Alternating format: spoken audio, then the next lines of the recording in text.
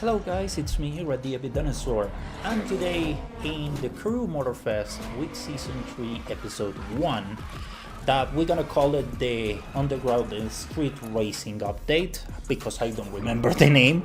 But yeah, this is one of the best playlists I ever played, but at the same time, one of the most broken updates I ever played as well. So we gotta just talk about those things in this video. First, with the good stuff, I think this update is pretty solid, giving actual branded rims and lowering options and stands, if you want to call it that way, was a really good move. It's something that a lot of people was looking forward to, and some of the cars that from the Crew 2, like past Summit cars, needed this because some of the cars were super tall. So with this update, you are actually able to lower these cars and make them look really good. And this goes to every single car in the Crew Motorfest. And so it's really nice to have this option and makes the whole game have a really good customization rooster that, again, cool, is not in the same level of modern Need for Speed, but it's pretty close. I think it gives a lot of personality to the vehicles and a lot of personality to a game that I think every single year it goes better, and it's one of the reasons that I think the Crew Motorfest for Ubisoft is a really big success.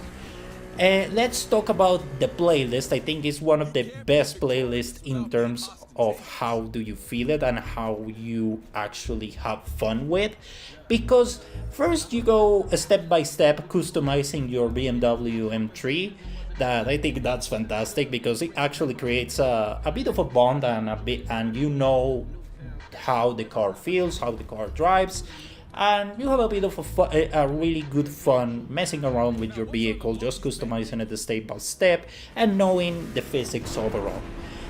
Also, something I really applaud is the fact that of the writing. Yes, you're gonna say, oh, how writing in a playlist, especially in a festival racing arcade game is. Well, I know Forza Horizon 5 has put to shame every single hope of valuable writing, but this actually has a lot of personality. I love that the voice actor behind Weasel did a really good job, that actually you can actually feel that his excitement and also being involved in this underground street racing world is interesting and exciting for him. But I really have to give a really huge award to the person behind Kara. Yes, the AI behind the GPS from the Crew Motorfest. I know that is a big of a weird thing to say, but a street racing Kara is one of the most hilarious things and one of the most liked and less cringy things I ever heard in an arcade racing game.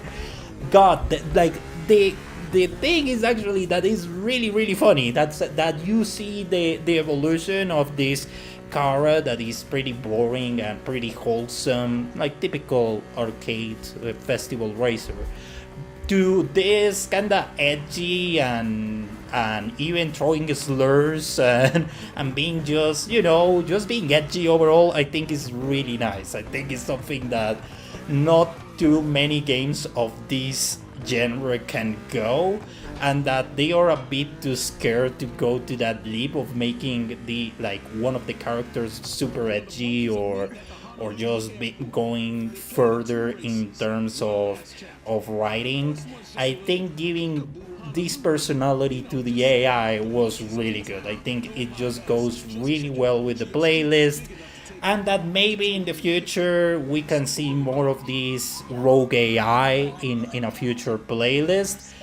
But that's what makes it really special, and it's something that I really enjoyed of this playlist. Is the whole mood of the update just changes completely the facade of the game, and that for at least for an hour you are feeling not playing the Crew Motorfest, but more of a, let's say, a pre 2010 street racing game, not in the same pace of Underground 2 or Midnight Club, but something of that era. That is something that doesn't is not scared to cross that line of being edgy or going to a more mature audience. So really, really good for a street car. Hopefully we can see more of that. I think it just gives a complete changes completely the personality of the game. So really well done. But the playlist again, really, really good, and that you are more than invited to do it. To enjoy this playlist. This thing is really, really well done. So let's go to the bad, and it's the technical issues of this update. Yes, I wasn't actually joking. This is one of the most broken updates I ever played in a while. First, you have these frame drops or stuttering or whatever you want to call it. This can actually cause you to crash. Just messes with the physics of the car.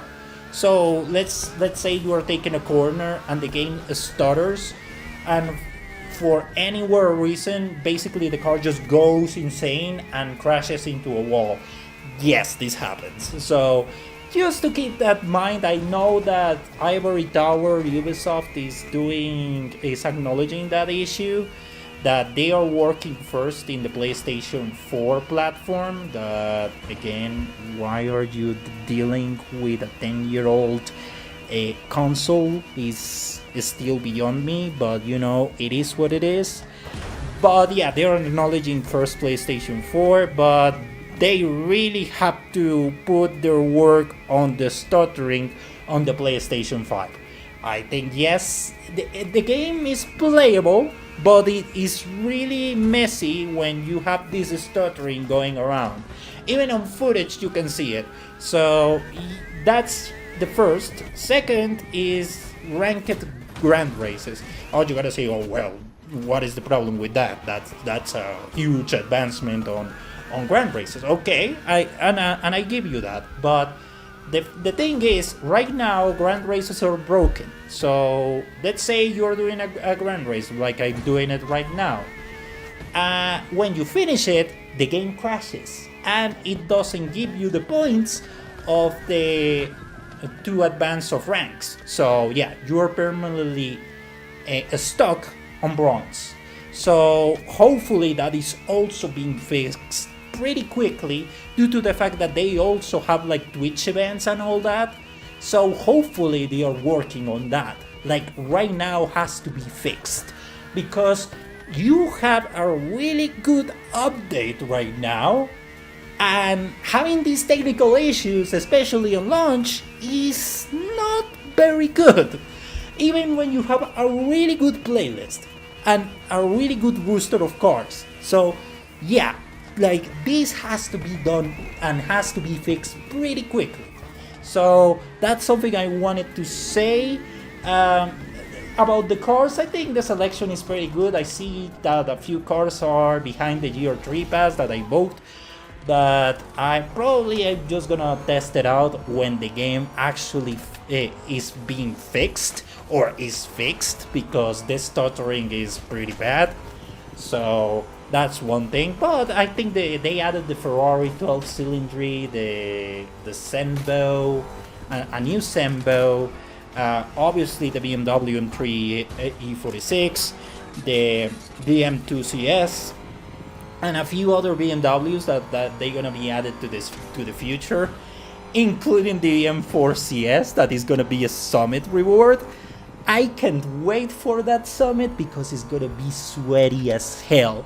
And that's also a problem because in the Crew 2, I remember when the Lamborghini Gallardo Performante and the Lamborghini Gallardo, the Lamborghini Huracan Performante and the F12 TDF were in summit events and they were sweaty as hell. So I can't imagine how sweaty this is gonna be. So yeah, is something I wanted to mention. Just be prepared if you want that M4 CS. Yeah, it's better to just be prepared to get that to get that nitro chemist, that double, that also the build that makes you give you double points on some skill zones. Yeah, I think it's time to get those, because if you want that car, you're gonna have a really bad time to get into those 15k spots. So just to tell you, just to warn you, because again, this is why I don't like cars, especially new cars added on summits.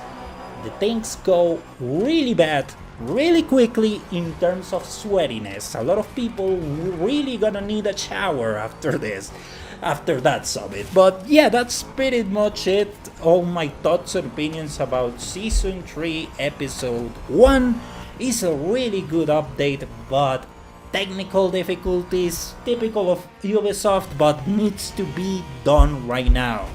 It's a really good update, and I don't want it to see it completely flawed due to the fact that they weren't able to fix this quickly enough. So yeah, that's pretty much it I wanted to tell you. Subscribe if you want to see more The Crew, Motorfest, and Forza Horizon 5, and another few racing games that I covered. So that's pretty much it, guys. Thank you very much, and see you on the next one. Goodbye.